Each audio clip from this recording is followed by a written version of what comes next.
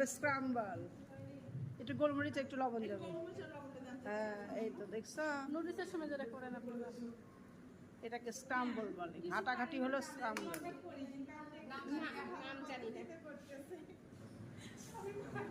লবণ লবণ লবণ। এই মামুন ভাই, আস্তে আস্তে আস্তে আস্তে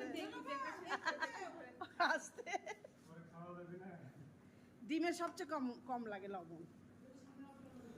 আমি লবণ ছাড়াই হ্যাঁ যেটা মরিচ দিয়ে করানো আমি প্রথম যেটা করলাম ওইটা দিই। তাহলে মামলেটটা কি বলেন তো? ওই যে ম্যাডাম চিজ মামলেট কি? চিজ অমলেট তো বলেই দিল। মামলেট আপনার কাকন, এটা কি বাঙালি নেম? অমলেট থেকে মামলেট অমলেট হবে, মামলেট বলে তো কিছু নাই। মামলেটও বলে যায়। চিজ কখন দিবেন? এখন এই চিজের মানে এত মানে দুর্ভাগা চিজি।